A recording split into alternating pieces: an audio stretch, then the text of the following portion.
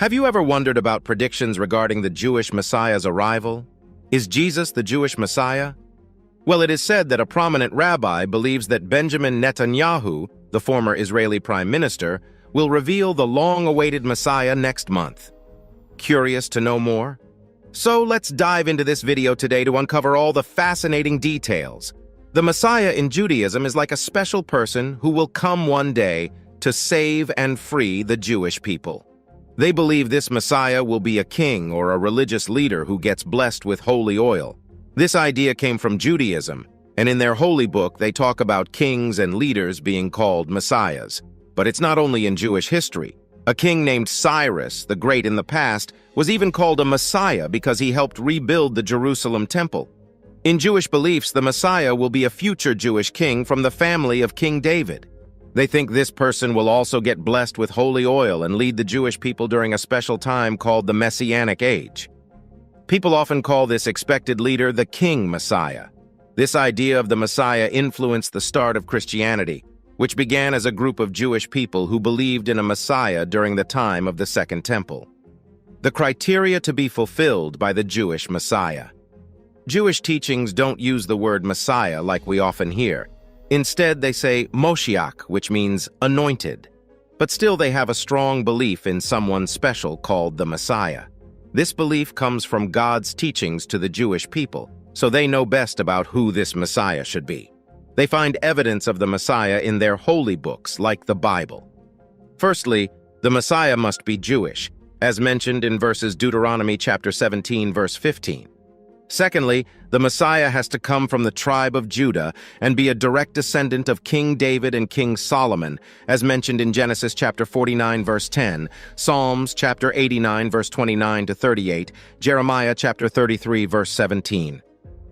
Next, the Messiah's job is to bring back Jewish people who were scattered and bring them back to Israel, as described in Isaiah chapter 27, verses 12 to 13, and Isaiah chapter 11, verse 12. Fourthly, the Messiah needs to rebuild the Jewish temple in Jerusalem, which is mentioned in Micah chapter 4, verse 1. Next, the Messiah is expected to bring peace to the world, as mentioned in Isaiah chapter 2, verse 4, Isaiah chapter 11, verse 6, and Micah chapter 4, verse 3. Lastly, the Messiah should make everyone believe in and serve one God. This grand mission can be seen in passages like Isaiah chapter 11, verse 9, Isaiah chapter 40, verse 5, and Zephaniah chapter 3, verse 9. All these Messiah criteria are neatly summarized in Ezekiel's book in the Bible, specifically in chapters 37, verses 24 to 28. It talks about how the Messiah, often called my servant David, will be king over the Jewish people. They will follow God's laws, and there will be lasting peace. Like a holy place, the sanctuary will be with them forever, and the world will recognize that God is with the Jewish people. How Judaism has considered Jesus? Judaism doesn't believe that Jesus from Nazareth was the Messiah or the Son of God. According to Jewish beliefs, how Christians see Jesus doesn't match with what they think about God's oneness. To them, worshiping a person like Jesus is like worshiping idols, which is a big no-no. So in Judaism, considering Jesus as a god is not allowed. Judaism rejects Jesus as the Messiah from their ideas about the future. They think the real Messiah will bring about things that haven't happened yet, like rebuilding the temple, bringing a time of peace called the Messianic Age, and bringing all Jewish people back to their homeland.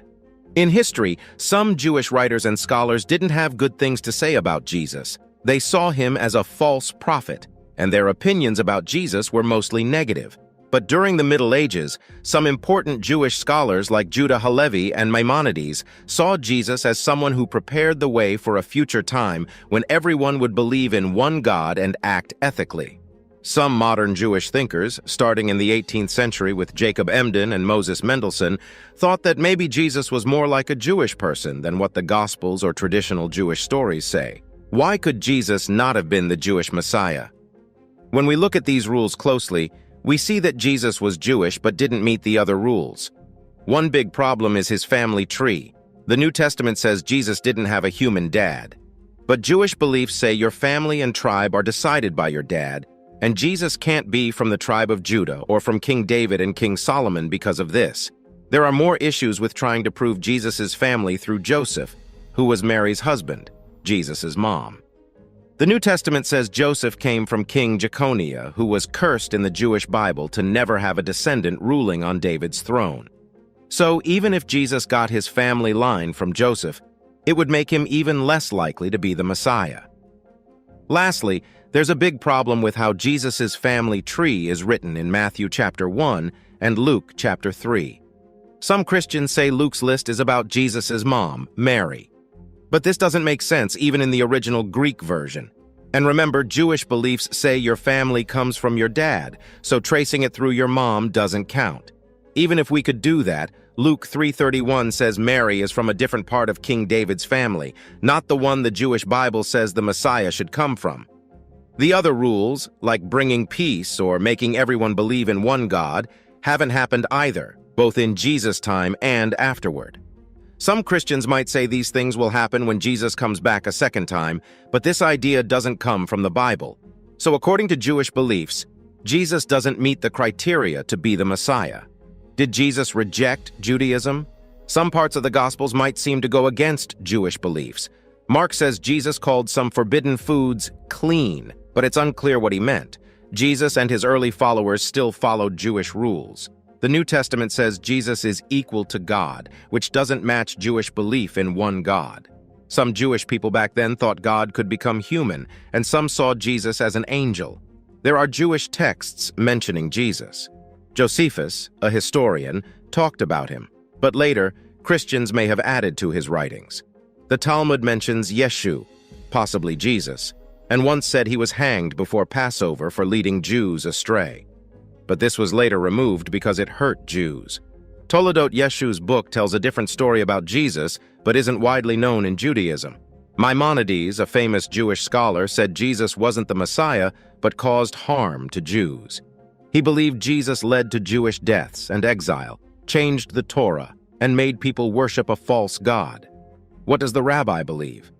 Rabbi Berger thinks that there's a special event in the sky that fulfills an old prophecy in Numbers 24, verse 17. This prophecy talks about a star coming from Jacob and a scepter rising from Israel. It's believed to show that the Messiah is coming. Rabbi Berger looked at Rabbi Moses ben Maimon, who lived in the 12th century and was a famous Torah scholar. He said this verse is proof that the Messiah will come, and the star mentioned in the prophecy will come from the tribe of Judah, from Jacob's family. Rabbi Berger also talked about the Zohar, which is an important work in Jewish mysticism. It talks about what the stars will look like when the Messiah comes. The Zohar says that there will be several stars appearing, and it describes their colors and details. This prediction by Rabbi Berger has excited both Jewish and Christian people, especially those who believe in Jesus as the Messiah's return. They think this prophecy could be about Jesus coming again. But some people are not so sure and say there have been many predictions about the Messiah that didn't come true in the past. An amateur astronomer, Ira Makevsky, mentioned how important astronomy and astrology are in Jewish mysticism. They see celestial events as signs from God. Astronomers also got excited about the prediction, especially the idea of a red nova explosion, which they think could be a unique chance to see a star being born. What do you think of the Jewish Messiah? Comment below and subscribe for more.